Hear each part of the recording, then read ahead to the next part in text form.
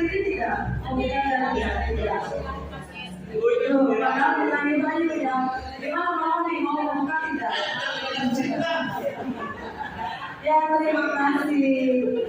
Kesimpulan dari kegiatan ini menurut Bapak dan Ibu, kontrol yang memegangnya siapa? Yang memegangnya siapa? Apakah orang lain atau diri sendiri? Betul sekali. Jadi di sini yang mengontrol itu adalah yang mengontrol itu adalah diri sendiri, bukan orang lain. Nah, perubahan dari paradigma ini kita harus merubahnya. Dulu guru yang mengontrol murid katanya, tetapi di sini kalau murid itu mau dikontrol mengikuti perintah kita, ternyata dia itu mempunyai tujuan tertentu, tujuan sendiri. Jadi jangan kalau kita kan selama ini mengontrol murid, muridnya patuh kepada kita, berarti dia anak yang disiplin, yang patuh. Ternyata tidak. Nah, murid ini mengikuti atau patuh kepada kontrol kita karena mempunyai tujuan tertentu. Mungkin saja dia supaya tidak dimarahi Bapak Ibu, jadi manut gitu. Atau mungkin saja supaya terlihat bagus, supaya terlihat baik, manut. Nah, ternyata yang bisa mengontrol adalah diri sendiri. Jadi murid tersebut membiarkan guru tadi mengontrol dirinya gitu. Jadi paradigma ini harus dirubah. Yang kedua, ilusi bahwa semua penguatan positif efektif dan bermanfaat. Penguatan positif atau bujukan adalah bentuk-bentuk kontrol yang tadi dilakukan oleh Bapak Ibu, membujuk gitu supaya mau, ayo sih dibuka. Nah ini, segala usaha untuk mempengaruhi murid agar mengulangi suatu perilaku tertentu adalah suatu usaha untuk mengontrol murid tersebut. Namun ini bujukan-bujukan ini belum tentu berhasil. Mungkin sekarang berhasil, tapi lama-lamaan mungkin siswa tersebut, murid tersebut sadar, oh selama ini saya dibujuk, nggak mau besok mah. Nah, jadi ini harus dirubah juga paradigmanya. Selanjutnya merilis ilusi bahwa kritik dan membuat orang merasa bersalah dapat menguatkan karakter. Kritik dan rasa bersalah. Selama ini kita akan sadari, ya Ibu nanti akan dijelaskan mengenai hukuman, kemudian manajer dan 5 posisi kontrol nanti dijelaskan oleh teman saya, yaitu siapa Bu Wali atau sama Bu Lilis ya. Jadi sebagai guru ada 5, ada yang sebagai penghukum, ada yang merasa bersalah, ada sebagai teman, ada yang sebagai pengawas ya. Iya, kemudian yang terakhir adalah sebagai pemantau, yang terakhir adalah manajer. Nah, di sini saya terus terang saya pribadi, saya bukan pernah lagi sering menjadi membuat merasa bersalah kepada murid. Contohnya ketika murid berkelahi atau kemudian sampai nangis gitu, saya selalu menggerapi, sayang apa yang kamu lakukan itu bagus tidak berkelahi? Iya Bu. Nah, dia harusnya mengikuti peraturannya. Kalau tidak dilakukan nanti nama ibu yang jelek. Kalau ada yang misalnya berdarah, ibu yang kena, nanti ibu yang dimarahi oleh kepala sekolah. Berarti ibu yang dijudge sama ibu kamu bahwa itu tidak bisa mengawasi kegiatan kalian di sekolah. Nah, itu namanya membuat merasa bersalah. Anak-anak langsung merasa bersalah. Oh iya ya, saya membuat ibu dimarahi sama kepala sekolah. Oh iya ya, dengan sikap saya begini, ibu guru merasa begini. Nah, itu membuat merasa bersalah. Ini menyebabkan murid kita itu menjadi gagal identitas. Iya, itu membuat pembunuhan karakter lah ya, namanya kalau lebih seratnya. Jadi bukan bagus. Kalau menurut saya dulu waktu saya belum belajar mengenai materi ini, saya pikir itu bagus karena saya bisa mengendalikan murid saya gitu, manut mengikuti apa yang saya inginkan. Ternyata itu adalah pembunuhan identitas gagal. Ini harus dirubah, perubahan paradigma. Kemudian ilusi bahwa orang dewasa itu memiliki hak untuk memaksa. Selama ini kita kan dewasa gitu ya, terasa anak kecil enggak dipaksa gitu. Ayo masuk sekarang juga, ayo masuk. Anak kan merasa dipaksa langsung lari gitu. Karena kita sebagai orang dewasa, sedangkan mereka masih kecil jadi di bawah tekanan. Ini juga harus dirubah ya, bahwa mereka memiliki tanggung jawab untuk murid-murid berbuat hal yang tertentu. Iya, gitu. Nah, bagaimana tadi ada pertanyaan katanya, Pak Samsuri, gimana? Jadi gimana? Kalau Pak, kita sharing.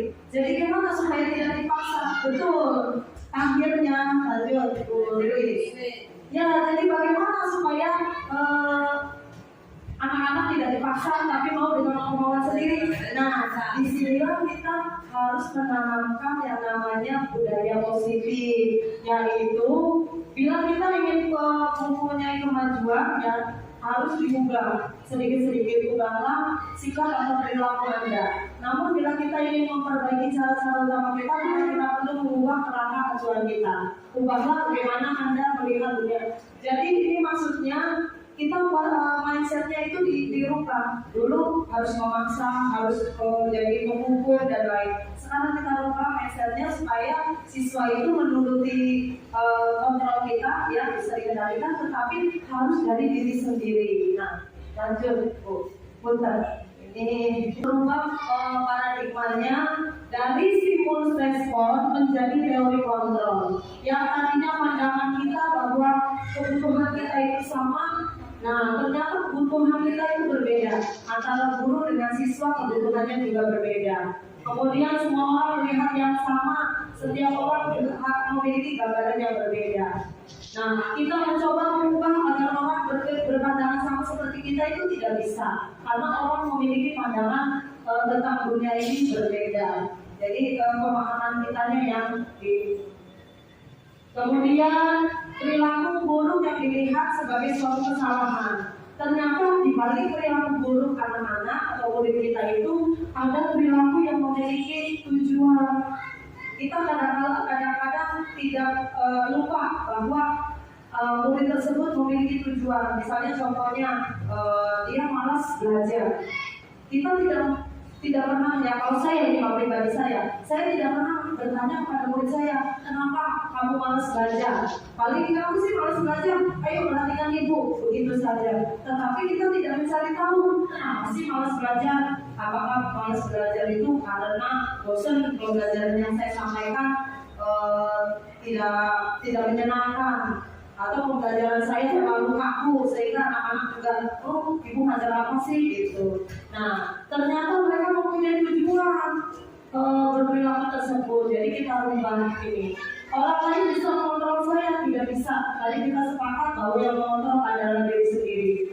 Nah, saya bisa mengontrol orang lain, ternyata tidak bisa. Yang mengontrol diri orang lain itu kita tidak bisa mengontrol orang lain karena yang mengontrol adalah diri sendiri. Kita juga tidak bisa memaksa karena suatu saat akan gagal. Kita sering berpikir bahwa benar atau salah. Ternyata ini model berpikir benar-benar saja bagaimanapun keadaannya. Ini mengenai perubahan paradigma. Kemudian makna disiplin. Makna disiplin.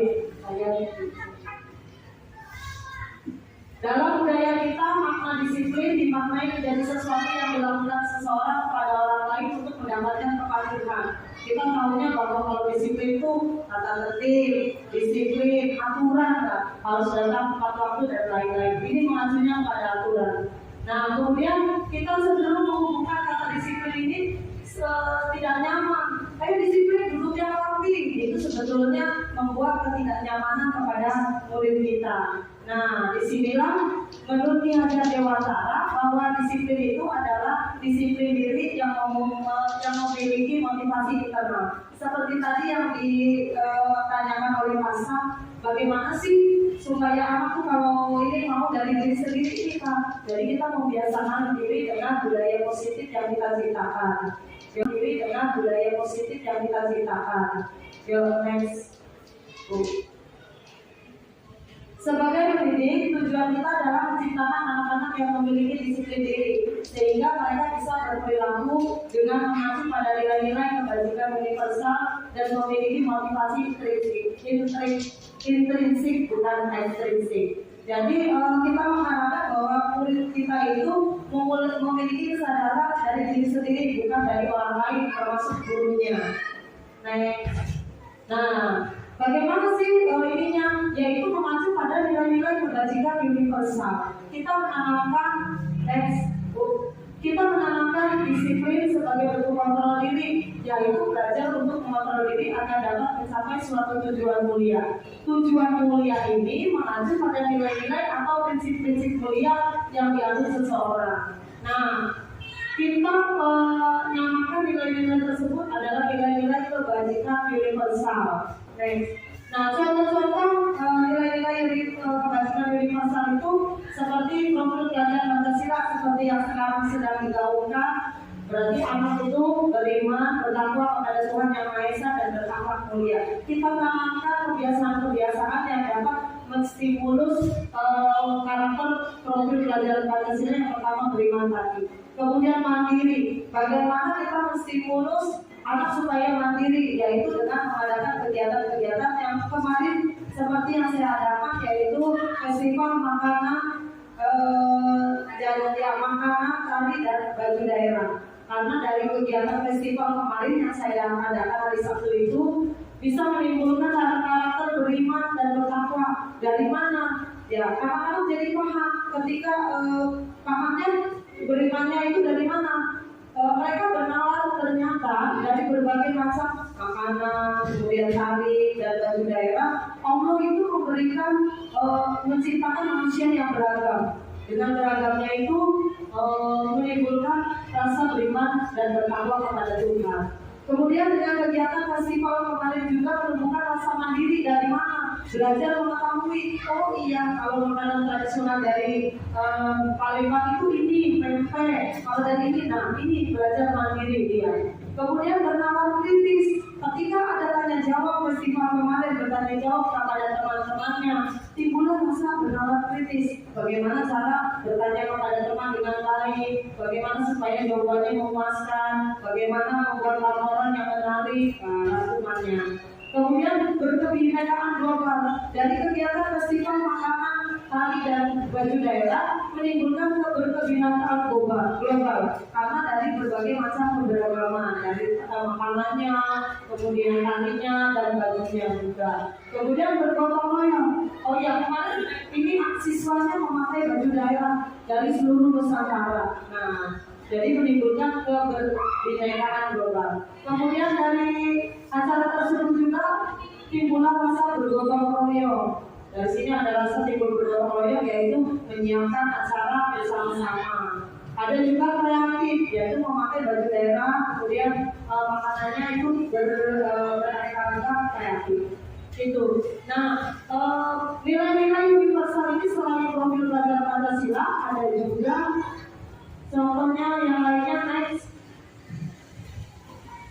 ada ibu dari primary years program. Sikap murid yaitu toleransi, rasa hormat, integritas, mandiri, menghargai, antusias, empati, pengetahuan kreatif dan lain-lain. Ini masih banyak contoh-contoh yang lainnya, tapi untuk menyingkat waktu ini saja contohnya.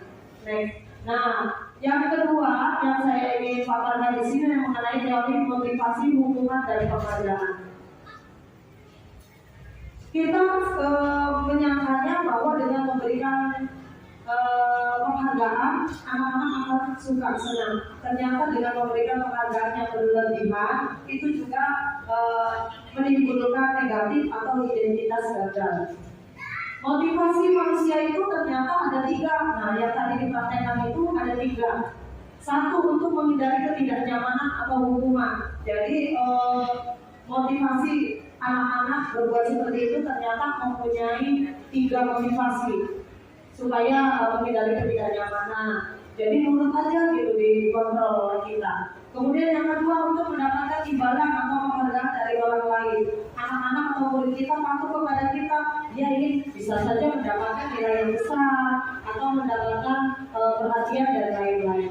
Untuk yang ketiga, untuk menjadi orang yang mereka inginkan dan menghargai diri sendiri dengan nilai-nilai yang mereka percayai. Kita inginnya anak-anak itu menjadi yang nomor 3, yaitu menjadi orang yang mereka inginkan dan menghargai diri sendiri sesuai dengan nilai-nilai yang mereka percayai. Nah, hukuman dan penghargaan. Kita mengetahui bahwa disiplin itu bagus. Di sini terbagi menjadi dua, disiplin dalam bentuk konsekuensi dan disiplin dalam bentuk restitusi. Untuk restitusi nanti dipaparkan oleh Ibu Ani. Nah, saya sekilas saja. Belum ya? Oh ya, tadi apa Bu? Konsekuensi ya? Ya, oke, next Bu. Nah, konsekuensi tadi misalnya disiplin, kalau kalian harus mengikuti peraturan, kalau tidak nanti maka ya ada konsekuensinya. Sedangkan ada lagi restitusi nanti disampaikan itu ada penyelesaian masalah secara bertahap sehingga anak tidak merasa dihukum atau terbebani. Nah, ini selanjutnya adalah teori motivasi hukuman dan penghargaan atau restitusi. Next.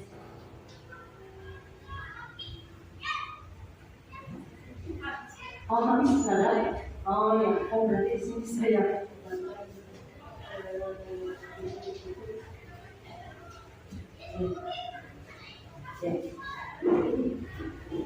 Oh.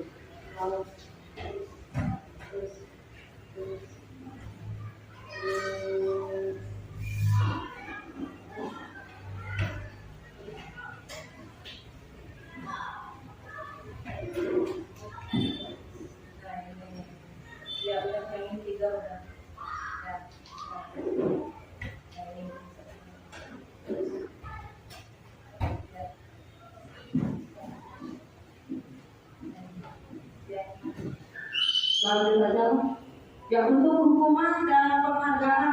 Hukuman, nah ini contohnya. Nih ya, contoh sini.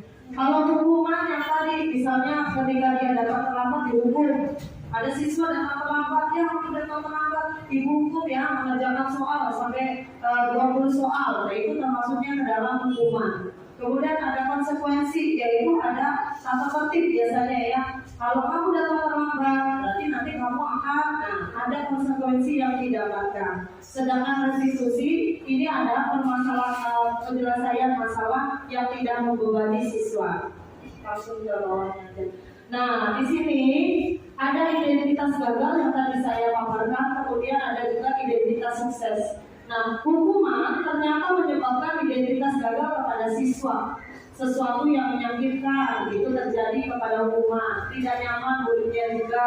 Kemudian murid menjadi korban, murid tersakiti. Kemudian perilakunya akhirnya menjadi nakal, jadi pasif agresif. Sistem tidak berjalan bila murid tidak takut. Jadi kita mengancam tetapi murid tidak takut, akhirnya kebal gitu terhadap omongan kita. Perilaku hanya sebuah institusi tidak berlanjut pada kehidupan nyata. Tetapi kalau kita menggunakan restitusi akan menyebabkan identitas sukses. Nah, ini disiplinnya kalau konsekuensi itu sesuatu yang harus terjadi. Sedangkan di restitusi siswa itu mempunyai pilihan. Oh, saya harus melakukan ini, itu dari diri sendiri. Kalau konsekuensi itu merasa tidak nyaman, tetapi di restitusi memuaskan, dia berpikir oh ini bagus untuk saya. Nah, kalau di konsekuensi tetap menjadi korban, tetapi kalau di restitusi itu tidak korban, tetapi ada gantinya. Misalnya anak merupakan tinta, dia digantinya dengan ya saya ambilkan telah untuk mengelaknya. Jadi diganti, bukan berubah hukuman. Nanti anak tersebut menjadi korban. Kemudian murid dibuat tidak nyaman kalau konsekuensi, tetapi kalau restitusi yaitu mendapatkan penguatan. Ini nanti ada video ininya ya, fotonya ya Bu Rizwan. Nah, itu saja yang bisa saya sampaikan mengenai konsekuensi ya, identitas gagal dan identitas sukses. Terima kasih. Wassalamualaikum warahmatullahi wabarakatuh. Nanti disampaikan oleh yang lainnya.